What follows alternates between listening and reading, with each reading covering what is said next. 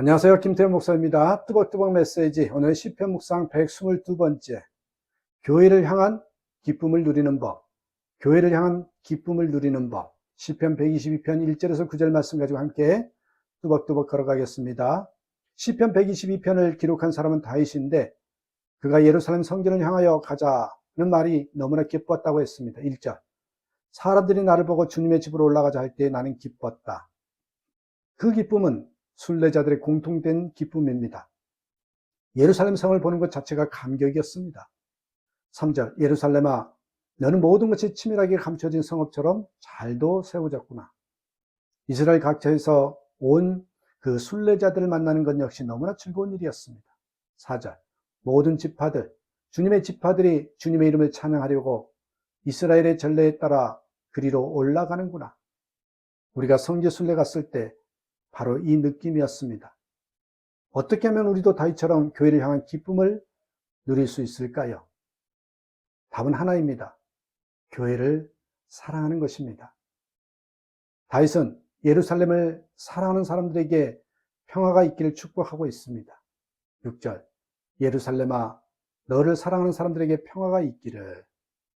다윗이 성전에 가는 것이 기뻤던 것은 성전을 사랑했기 때문임을 알 수 있습니다. 여러분은 교회를 사랑하십니까? 쉽게 교회를 사랑한다고 말하지 마시길 바랍니다. 교회를 사랑하신다는 여러분, 교회의 아픔이 무엇인지 아십니까? 많은 교인들이 교회를 좋아한다고 말하면서도 교회의 아픔이 무엇인지는 모릅니다. 교회에 깊게 들어오지 않기 때문이죠. 거리를 두고 지켜봅니다. 자신이 좋아하는 이유가 있는 동안에는 교회에 나옵니다. 그러나 만약 교회에 실망하거나 부담이 되거나 좋지 못한 모습을 보면 떠납니다. 그러나 교회를 사랑하는 사람은 그렇지 않습니다. 교회의 아픔을 압니다. 그러나 교회를 떠나지 않습니다. 기도하며 교회의 부족함을 메꾸고 교회를 변화시키려고 헌신하지요. 이것이 교회를 좋아하는 것과 사랑하는 것의 차이입니다. 교회에 실망하여 교회에 깊이 들어가려 하지 않는 사람은 교회에서 상처를 받을 일이 없을 것입니다. 그러나 교회를 통하여 주시는 소중한 은혜도 받지 못할 것입니다. 5절에 보니 하나님께서 다윗과 그 가문에 복을 주셨음을 알 수 있습니다. 5절에 거기에 다스리는 보좌가 놓여 있으니 다윗의 가문의 보좌로구나. 그것은 다윗이 성전을 사랑하였기 때문입니다. 비록 성전을 건축하지는 못했지만 일평생 성전을 사랑하는 마음으로 살았습니다. 그래서 아들 솔로몬이 성전을 건축하였고 그의 왕국이 영원히 빛났으며 그의 혈통을 통하여 예수 그리스도가 탄생되는 가문의 복을 받은 것입니다. 이것이 교회도 그대로 적용됩니다. 교회를 사랑하고 귀히 여기는 사람을 하나님께서도 사랑하시고 귀히 여깁니다. 교회에 아무 문제도 없고 좋기만 하다면 여러분 교회를 사랑하는 자에게 복을 주실 이유가 무엇이겠습니까? 문제가 많고 아픔이 있는데도 교회를 사랑하니 하나님께서 복을 주시는 것입니다. 특히 교회가 평화가 있기를 기도하는 사람이 있어요. 정말 복이 되는 사람입니다. 6절, 예루살렘에 평화가 깃들도록 기도하여라. 예루살렘아 너를 사랑하는 사람들에게 평화가 있기를. 7절, 내 성벽 안에 평화가 깃들기를, 내 궁궐 안에 평화가 깃들기를 빈다.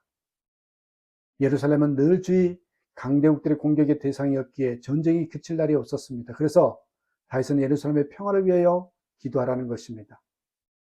교회를 향한 외적인 공격도 큰일이지만 더 무서운 것이 교회 내에 있는 다툼과 분열입니다.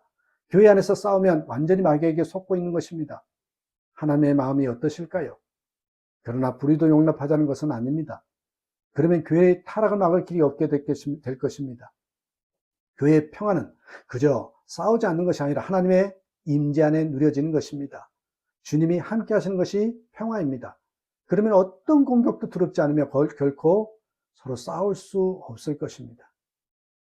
중국이 만리장성을 세웠는데 북방 민족들은 만리장성을 부수지도 않고 문으로 당당히 쳐들어왔습니다. 여러분 어떻게 그럴 수 있습니까? 만리장성을 지키는 성문지기들이 뇌물을 받고 문을 열어준 것입니다. 만리장성을 세우는데 많은 돈을 썼지만 성문지기들을 군인답게 훈련시키지 못한 까닭입니다. 한국교회 위기도 여기에 있다고 이야기하죠. 예배당만 크고 화려하게 건축했지 교인 한 사람 한 사람을 주님과 동행하는 제자로 길러내지 못한 것입니다. 여러분이 어린 아들에게 아들아, 아빠와 미국에 여행을 갔다 오자 하면 아들이 무엇이라고 답해야 정상입니까? 정말이요? 와, 신난다 할 것입니다.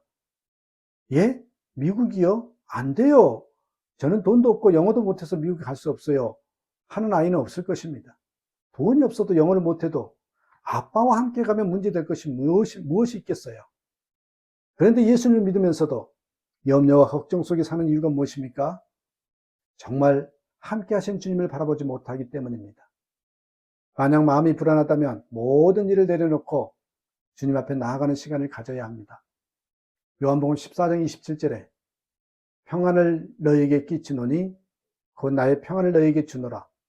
내가 너희에게 주는 것은 세상이 주는 것과 같지 아니하니라. 너희는 마음에 근심하지도 말고 두려워하지도 말라. 우리 각 사람 안에 주님으로 인한 평화가 임할 때 교회의 평화가 임합니다.